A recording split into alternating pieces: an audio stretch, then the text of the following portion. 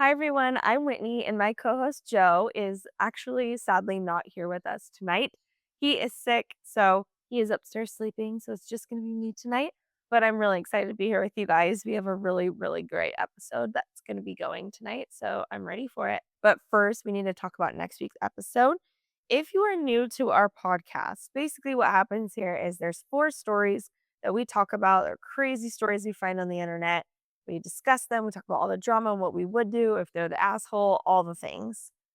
And one of the four stories is fake, generated by ChatGPT, and you guys have to guess which one is fake. We don't air which one was the fake episode until the next week's episode. So this week we're airing which one was the fake episode from last week. So if you have not listened to last week's episode, stop now, go listen to Mother-in-Law from Hell episode. For those that have seen Mother-in-Law from Hell episode, stay and let's get on with this. So here we go.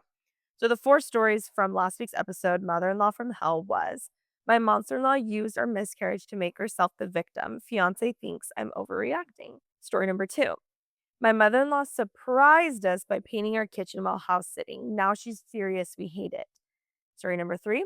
Tried to call herself mama while talking to my baby. And story number four. My mother-in-law has finally fully shown her true colors. The fake story was my mother-in-law surprised us by painting our kitchen while house sitting. Now she's furious we hate it.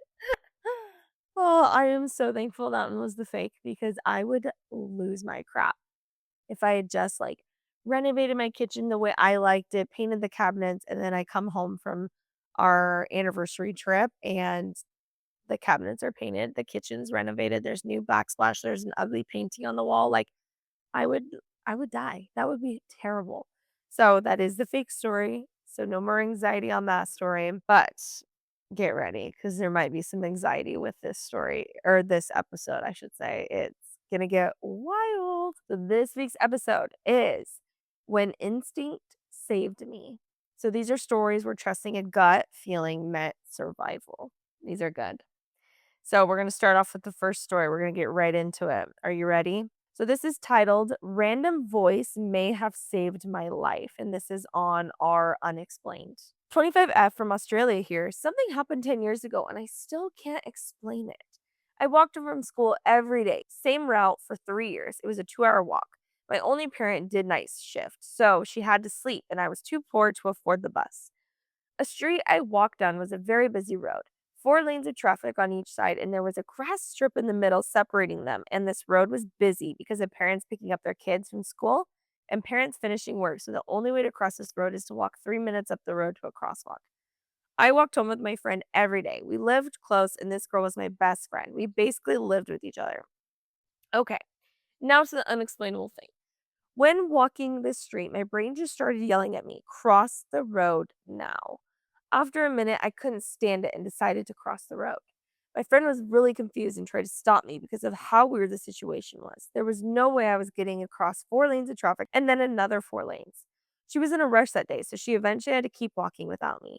It took me 10 minutes of waiting to cross the first four lanes and about another 10 for the next four lanes. Now I was across this busy road and now walking by myself, which I haven't done in a while. I can't see my friend on the other side of the road because the grass strip in between the 8-lane road had trees on it, and she would have been way ahead of me, 20 minutes ahead. Me and my friend reached the crosswalk at the same time on opposite sides, so she must have stopped at the petrol station for a snack, which we sometimes did. But her taking 20 minutes to get a snack in the station is just one little unexplainable thing I couldn't and wouldn't ever figure out, especially because she was in a rush. Which made us arrive at the crosswalk at the same time the light to cross goes green. So she steps onto the road and a car ran a red light and hit her. It hit her from the left, the side I always walk on when I'm with her. She had horrible injuries and it looked like she wouldn't survive. Her leg was torn in half, kind of like a dress with a slit, from mid calf up to her hip. Adults jump out of the cars and help close down four lanes of the 8 and tend to her. I was taken away to sit down on the curb until I could get picked up. Mom was asleep, so she couldn't answer the phone, so I was there until police showed and drove me home. My friend survived. She had a million stitches, and it took her years to fully walk again, and she doesn't remember the accident. I can't figure out why a sudden voice in my head wouldn't let this idea go. I had a fear of crossing roads and would never cross a busy one ever. My friend getting the same place as me, but she should have been 20 minutes or more ahead of me, even if she did stop into the gas station for a snack, unless she ran into someone and chatted. I've never had a gut feeling, didn't feel a sense of danger, but this voice was demanding I cross the road. I can't explain what happened that day, and I don't want to imagine what might have happened if I didn't cross the road. She was hit from the left. It's my side when walking with her. Would I have been hurt, killed? Would nothing have happened if I went to wherever she went in those 20 minutes?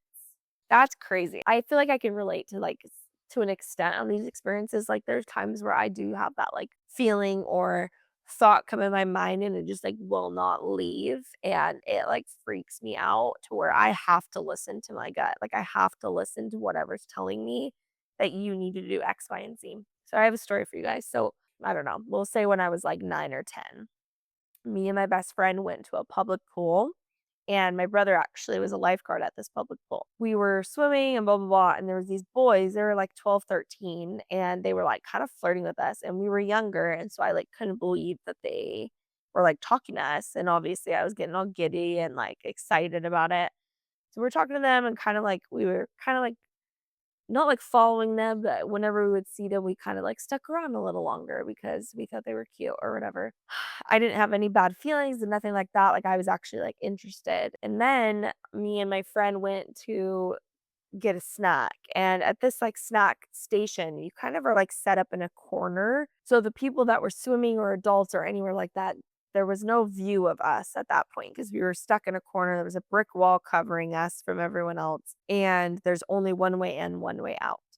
And we're sitting there eating. I remember I was eating Funyuns and she was eating hot Cheetos. That was like our thing. That was our combo. These boys came over to us and they started talking to us and they were being really weird at this point. I felt like they were being a little intense, walking us off to where we couldn't get out. And we were still eating our snack and stuff, so we weren't going to leave anytime soon. But it started to make me feel really uneasy because I felt like their mood, the way they spoke, it had changed. Things were different now, and I really just felt like, "You need to get out of here, and you need to get out now." I looked at my friend and I said, "Hey, let's go." And she was like, "Wait, what?" Like, "No." Like, "Oh my gosh." And I was like, no, we need to go." Like, I just kind of started to feel really, really, really uncomfortable, which is not like me. I'm usually very much more of, like, the sociable, flirty, like, I was boy crazy at the time. Finally, I get up and they're like, "Where are you going?" Like, "No." And I was like, "Oh, my brother, he's the lifeguard here. He's right there. He's asking for us." And I just, like, pushed through and I was holding my friend's hand and we, like, got out and we just, like, booked it out. I didn't wanna see them again. I had no interest in seeing them again. I was, like, kinda scared.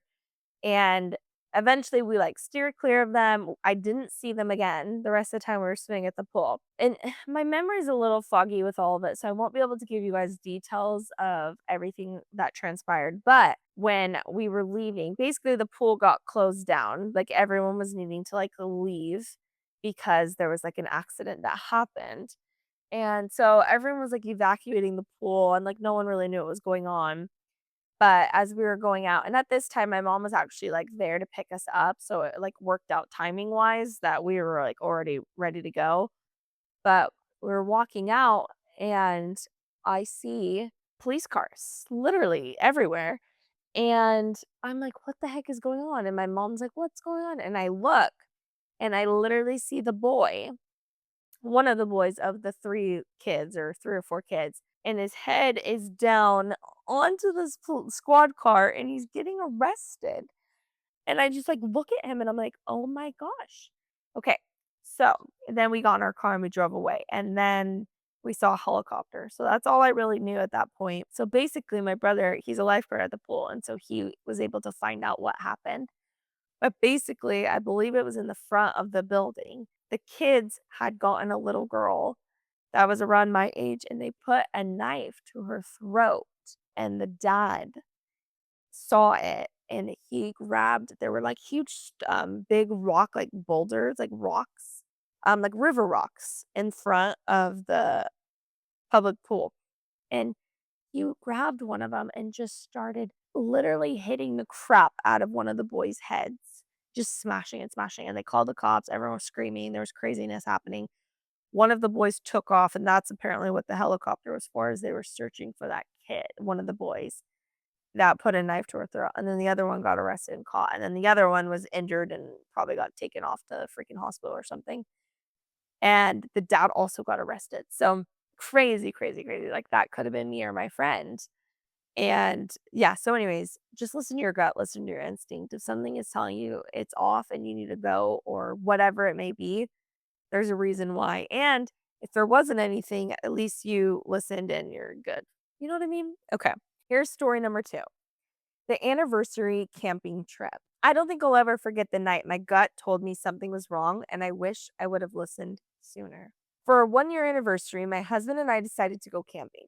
We pulled up to the site and immediately realized it was way deeper in the woods than we thought. No other campers, no other tents, just us completely alone. At first, we were excited about the privacy, but the second I stepped out of the car, I had this weird, heavy feeling that we weren't safe. I pushed it aside and we set up camp.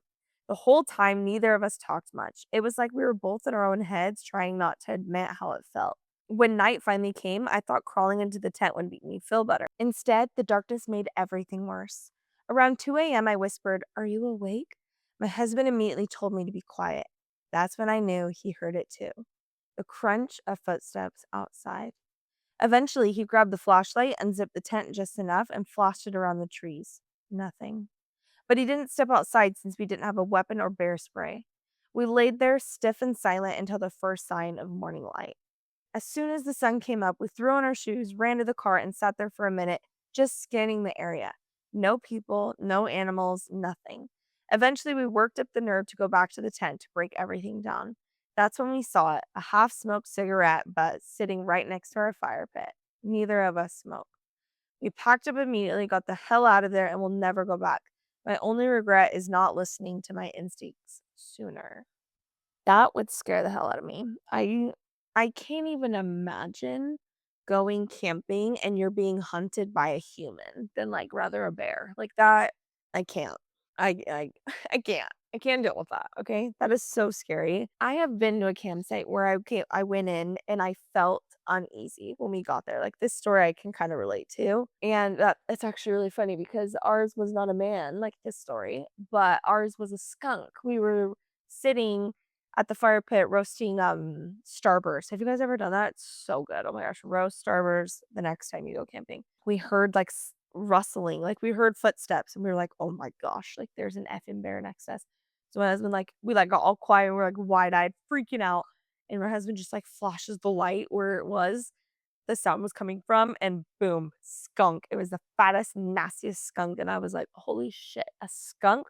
I was freaking out. I actually have a vlog on it, and I have it all filmed, and it's on my YouTube channel, actually. It's, Whitney Sykes is my YouTube channel, but I haven't posted on in years, but it's on there if you wanna go look, but it's, like, our anniversary camping trip or something. There was a skunk, and I do not know how it didn't spray us.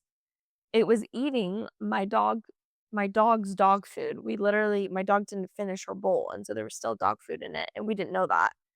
So that was dumb of us, but the skunk was just literally eating my dog's food. So I don't know how it never sprayed us because my husband got way too close to it, but here we are. We live to tell about it. So that's my crazy camping story. Okay, so this next story is from Ask Reddit. And the question was, when has your gut instinct saved your life or helped you avoid something horrible? So this is what it says. I was about 11, and this neighborhood man started kind of hanging around my friends and me sometimes. He was friendly and would buy us junk food from 7-Eleven. My little friend crowd was mostly boys, and it wasn't unusual for me to be the only girl with them. This man started inviting them over for snacks, would give them money for 7-Eleven, etc., and they thought he was the greatest thing. I got a creepy feel and didn't like how he seemed to look at me more than the boys, so I never went to his house. Creep started bringing gifts to my house for me until my mom answered the door one day and told him to hit the road and never come back. The next we heard of him was in the newspaper because he was serving time for interfering with a minor. He sent his victim a Valentine's card from there. I'm grown up now, and I really hope that piece of shit is long dead. I escaped him ruining my childhood, but some other little girl didn't. I think about that sometimes. That's so sad. There is some evil people out there. Ugh. I'm so proud of this mom for opening that door and just knowing immediately, like, this is disgusting. Get the frick away from my daughter. And just knowing that it's wrong. So I'm glad she wasn't afraid to be brave and stick up for her kid. Because I think some people, they do have this, like, "Oh, I don't wanna, like, be mean," like, who knows what his intentions are, but ultimately, it's like, we don't give a F what their intentions are at this point. If it has something to do with my daughter and you're a grown man, like, bringing a gift and we're not related and whatsoever, get the frick off my property, like, you're gone. So, especially if my daughter expressed that she was creeped out by them to begin with. So, good for the mom and good for her, this little girl, and I'm glad she did not have her childhood ruined by this stupid evil man. Gosh, that's so horrible. I hate that. Here is story number 4.